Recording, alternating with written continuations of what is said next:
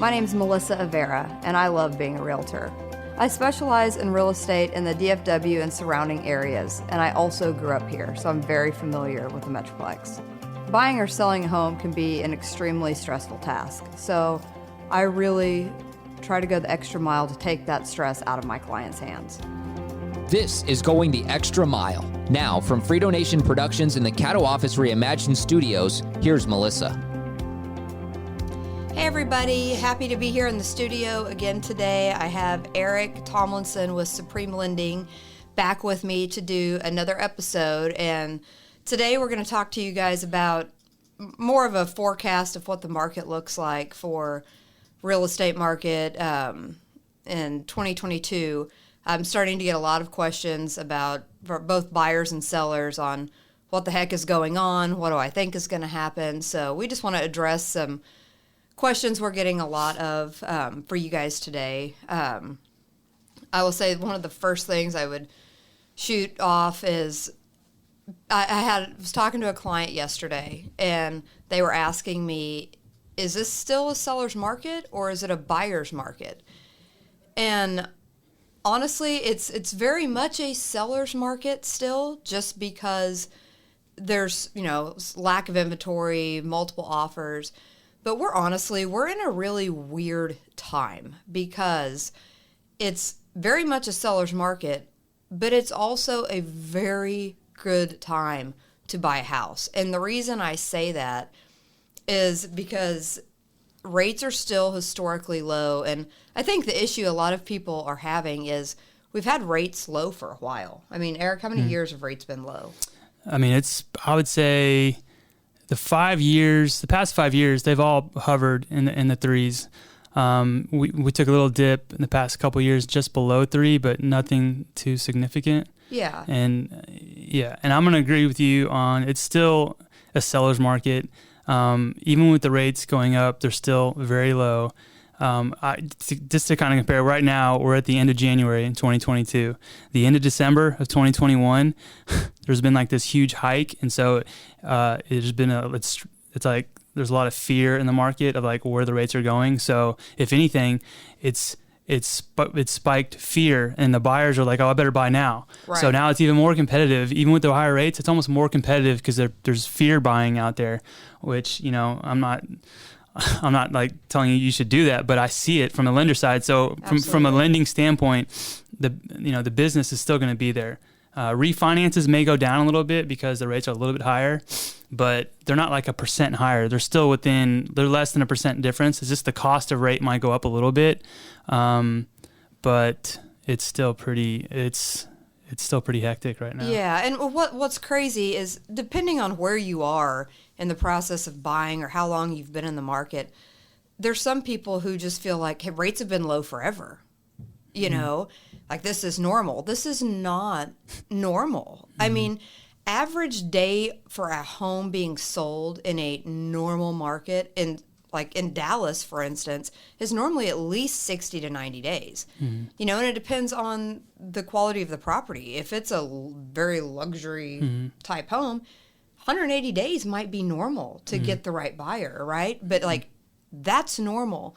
But what we're in now is multiple offer within first day on market, or it's still in coming soon status. Let me talk to that point real quick. It's important. The importance of a buyer to have a realtor is huge right now, because number one, you're not paying for the realtor to find you a house. I mean, it's a free, you want the realtor because in this market, you have to find the deals off market, and you can't just go online and find the off market deals. Like the realtors know. You know what I mean? They have other realtors that are friends that are about to list a property, and they may know that you represent a lot of buyers, and they may tell you before it goes on the market. And that, right. I mean, do you see that? Yeah, I absolutely do see that. Yeah, I'm seeing it on my side, on the buyer side. I'm like, do you have a realtor? And they go, well, no, we're just going to look around first. And I'm like, no, you should do that. After we get you pre-approved, you should immediately get a realtor. Right. Yeah. Yeah, I mean, because we just have access to things that you don't have access to on Zillow and Trulia and all the consumer sites. But one thing I like to do for my clients is normally annually, but I just did it a few weeks ago, is I run a CMA I did it for anybody who bought with me pre-COVID. What's CMA stand for? Comparative market analysis. So it's pretty much what they could actually sell their home for. And, some of these people, they've been in their house 20 plus years. And then there's other people who they bought a year and a half, 2 years ago. And when I emailed those out to people, like the phone conversations I had, people were mind blown. Like I was talking to a client of mine who they've owned their house maybe a little over 2 years, and they could probably make $250,000 more It just gave me goosebumps. than what they paid for it. I have goosebumps. And they were like, "Are you serious?" I go, "Dead serious." And that's the minimum. By all the upgrades they've made, I'm like, you could probably sell it for 50 more. Honestly, it's whatever somebody's willing to pay for it. And they're like, "Let's do it." I mean, it's almost stupid not to. I can line my bank account and, like, it depends on where you are in life. Like, if you have a couple of kids and dogs and you're like, crap, where am I going to go? That's the fear most people have, right? And I'm here to tell you, like, you can sell your house and we can find a place for you to go with your family and be comfortable so you can take advantage of it. So a lot of people I feel like inventory is starting to pick up because people are realizing that this hot sellers market, it's not going to last like this craziness we're in forever. And as rates go up, what I anticipate seeing is, and correct me if I'm wrong, I feel like, they're slowly creeping up. It's nothing that's just like drastic taking somebody out of the market. But I think by Q4 of this year, they'll have gone up enough, say like from 3 to like 3.75 or something, that for like especially first time buyers who are already at their cap, that's the rate's going to take them out. They're no longer going to be able to afford, and they can't get in these $50,000 over list price. So I think maybe as that starts to happen, so I'm trying to encourage, if you're a first time home buyer or just a buyer in general, really push to try to get into a house before the Q4 of this year, because rates will have gone up and affect you by then. They had Jerome Powell had the Fed meeting just yesterday, and I wish I could show this, but there's a graph of what happened within an hour of him talking. Even with him saying that the rates may stay the same and they're going to change in March, like the market just tanked within the hour, like went straight down. It looked like a roller coaster, and a lot of mortgage companies kind of anticipate this, so it's already kind of affected their rates, like anticipating the hike coming. But again, we're in January. We're at the end of January right now. If we meet again in March, I could take a screenshot of what the par rate is today versus then, and we already know that the rates are going up. So like now is a great time, and it's slower, so you should have opportunity. And there's still like new home builders are still building, and people are moving further away because you can work remote now. So maybe you're not in the office 5 days a week like you were before. So people are sacrificing location. And I'm sure you see that.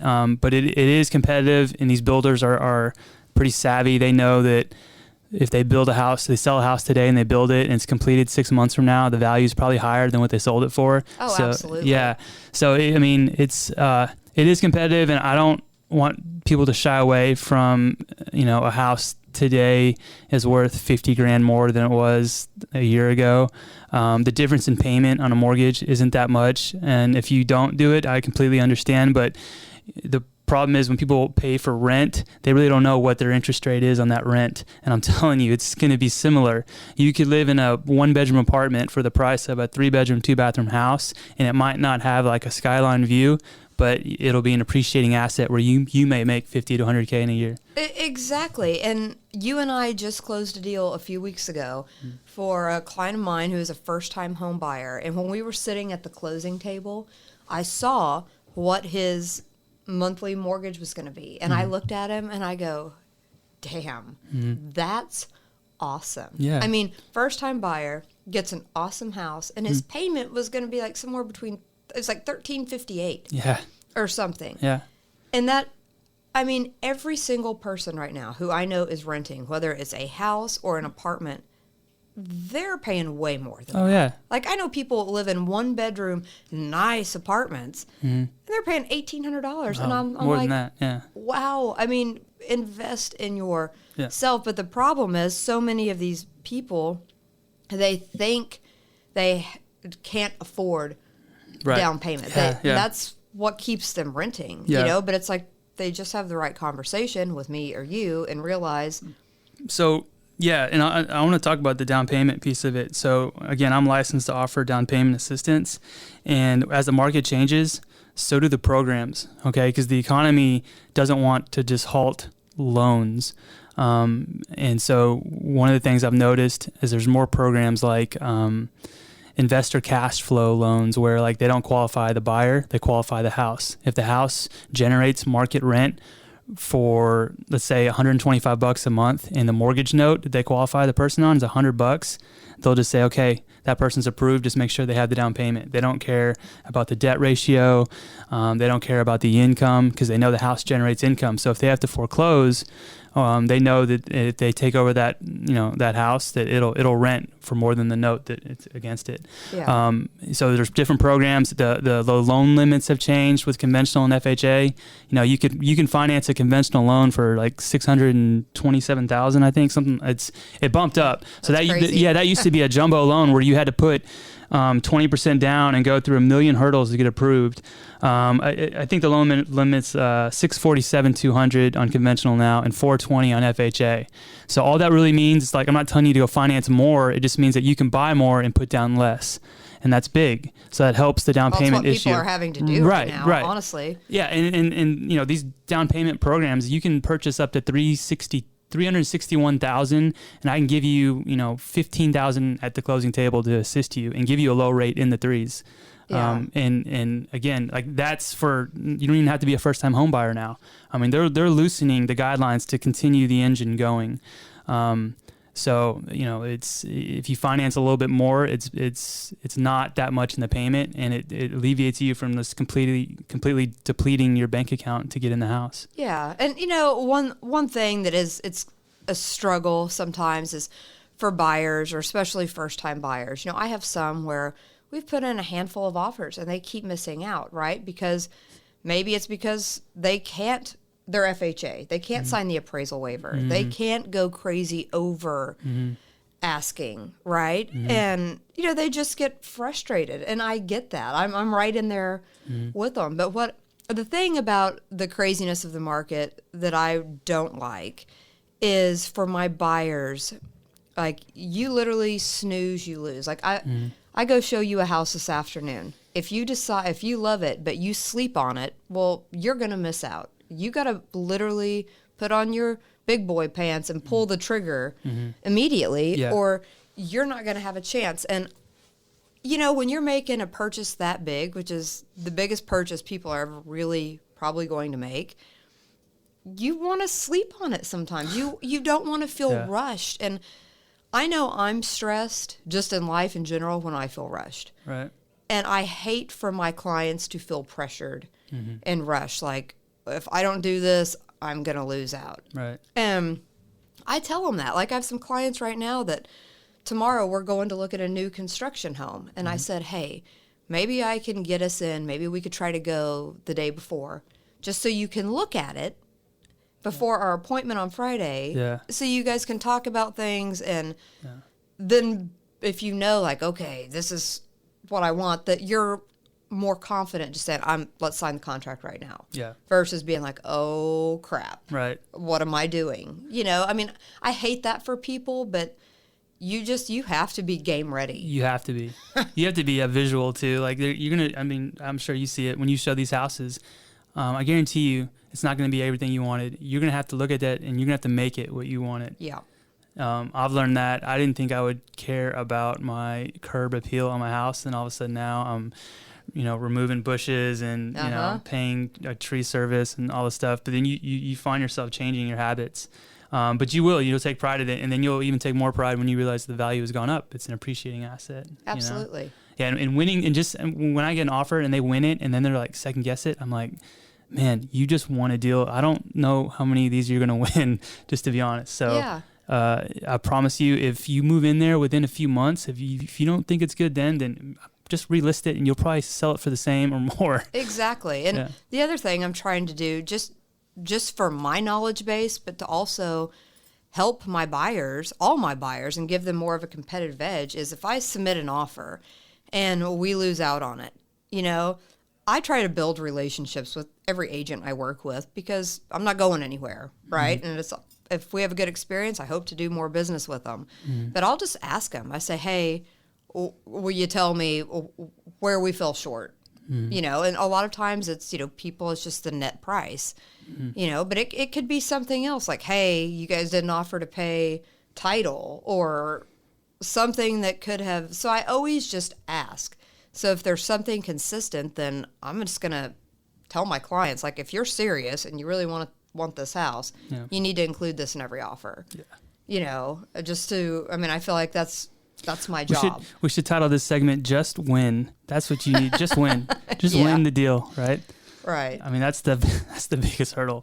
Yeah. And just it's funny win. Now because I used to, after people get it under contract and they have their option period where they have the home inspection and all that, people would come back and ask for kind of some ridiculous repairs, and I'd kind of shake my head like, good Lord.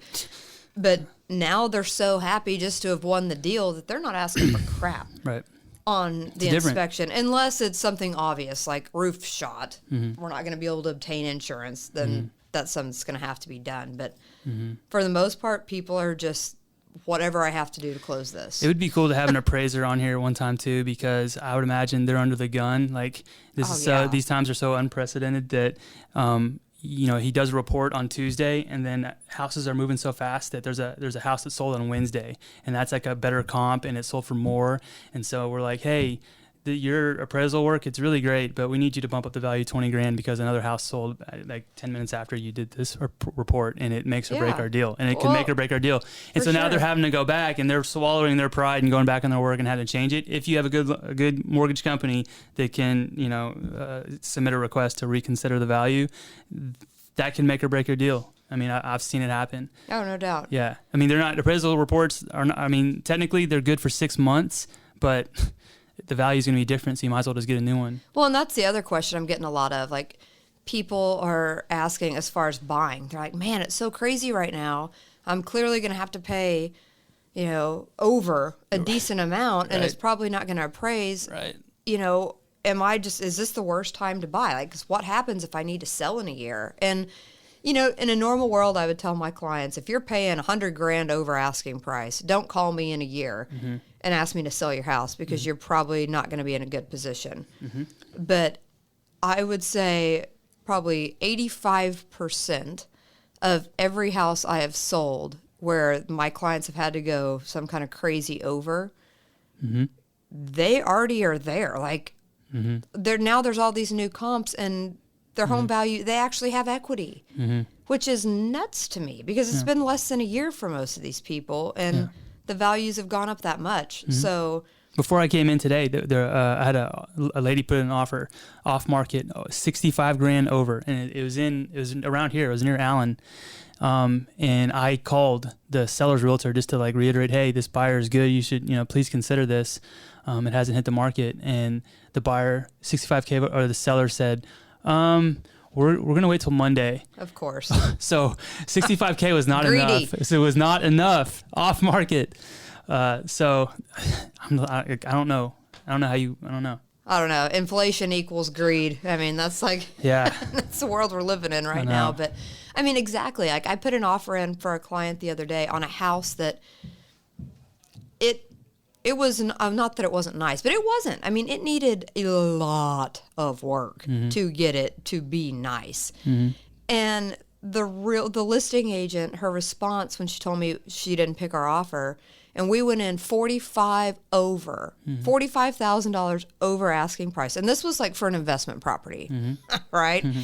And she was like, well, we didn't select yours because your offer was below market value or low. And I'm like, below market value, woman? Then price it at market value. Wow. That blew my mind. Yeah. to think? Oh, yeah. So I've had on the same buyer on a different house. This is how congested the market is. I have two buyers nowhere near Mesquite. Two different people, two different realtors. I called the seller and I said, hey, I have a buyer right here that made an offer. They're really good. I can show you, I can tell you what they have in the bank if you don't think it'll appraise. And the seller goes, oh, we know it's not going to appraise. So just make sure the buyer has an extra $100,000. I said, they do. And he said, okay, well, you're in the top two. I'll tell you that. But I got to check with the seller. And I said, okay. 5 minutes goes by. He calls me back and he said, hey, you're actually the lender on the other offer too. And so I was the lender on both letters that were in the top two. And I'm like, I had no idea this person was even making offers in Mesquite, and they're just making offers just to win.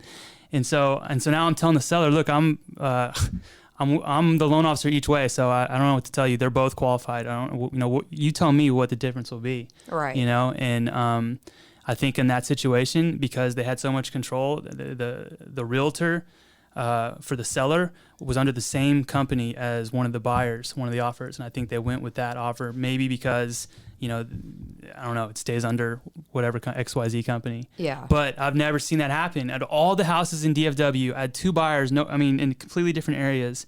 And that's crazy. Yeah, on the same deal, and they were the top two. So, and it was a site-built home, so it was already existing inventory. But, maybe that's where we're at right now. Yeah. I catch myself, like, having to really coach my clients on what I think is best. I give them my advice whether they want to hear it or not. And, if they want to take it, great. If they don't, that's fine. Yeah. But you can't, you have to just put your best forward. Like, I have a client right now who they're like, we just don't want to compete in multiple offers. And I was like, call me in 2028. Yeah.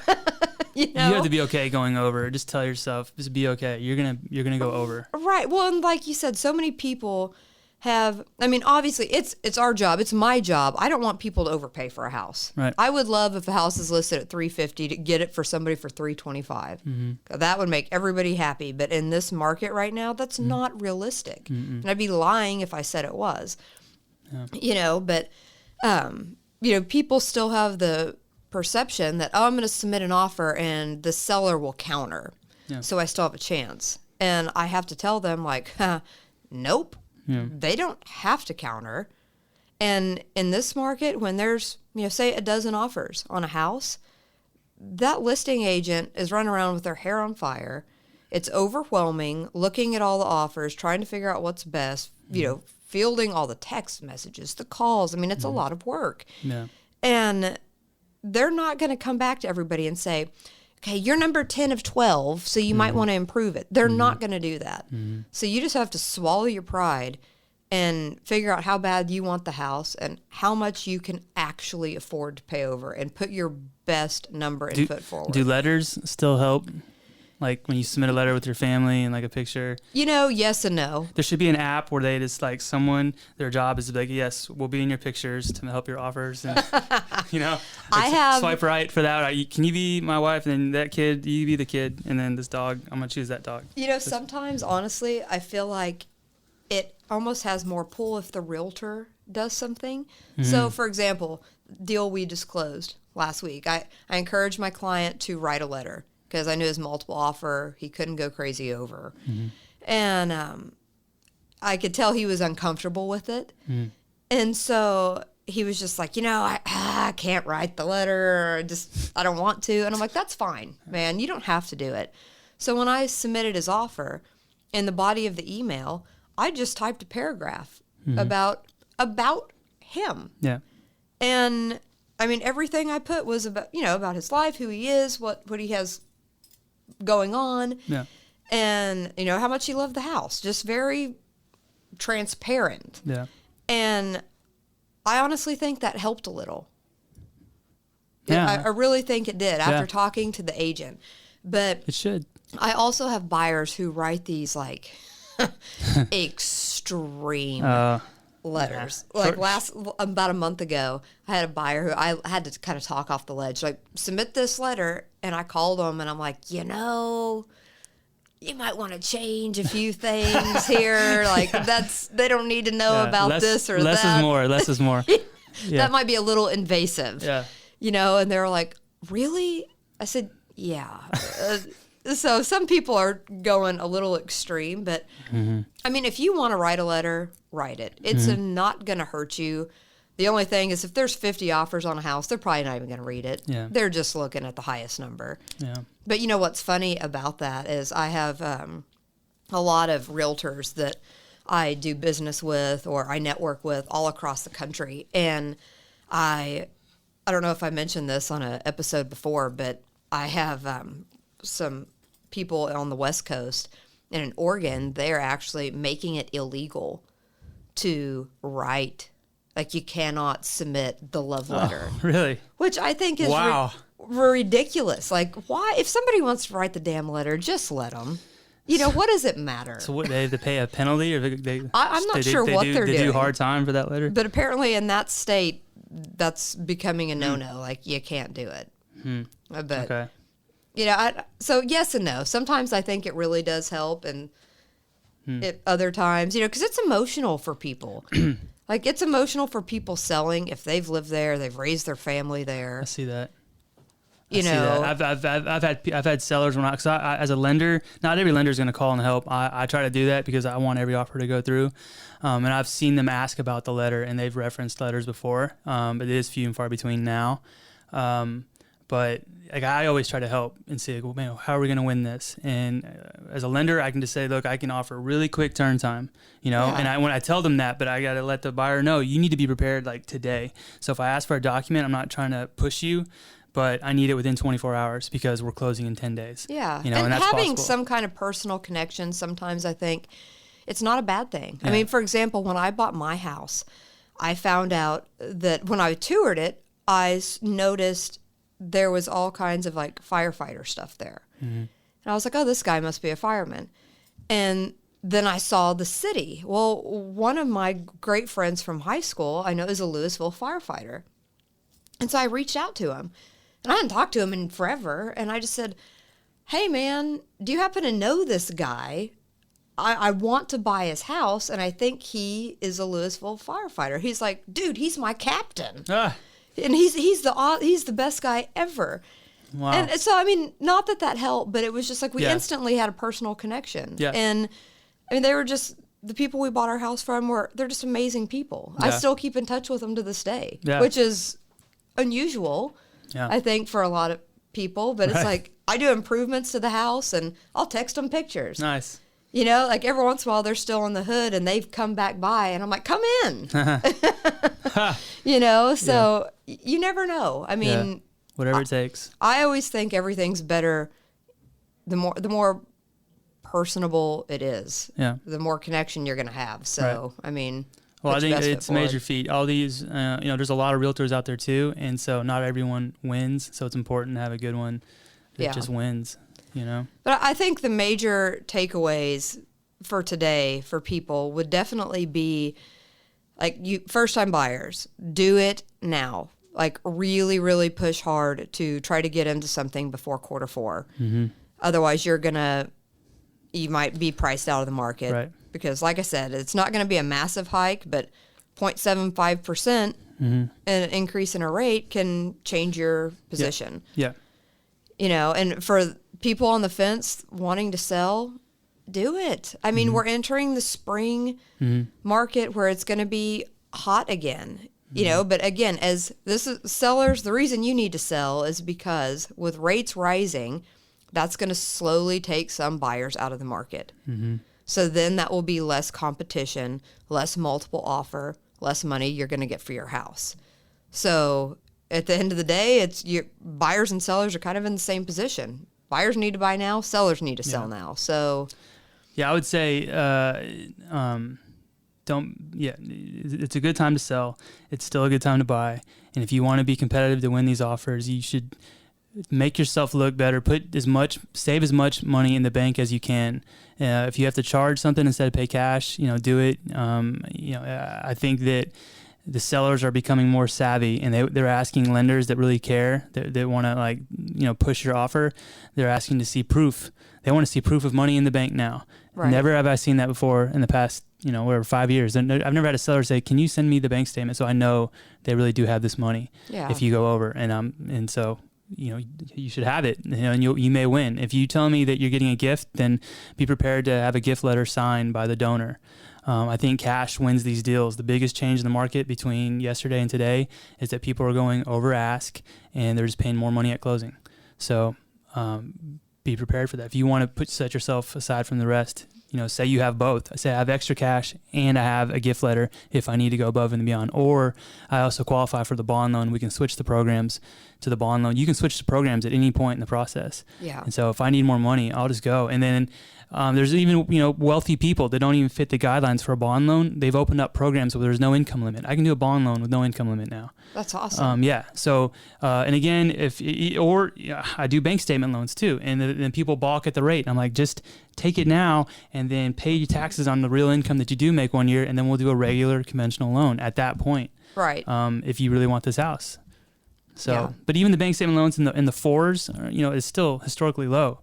After this, if you want to, again, Google history of prime rate and see where the rates are and compare them to where our parents were. Yeah. I mean, at the end of the day, like, guys, you need to work with a professional. Yeah. Work with a professional realtor who's going to do what is in your best interest and have your back and represent you the best way possible.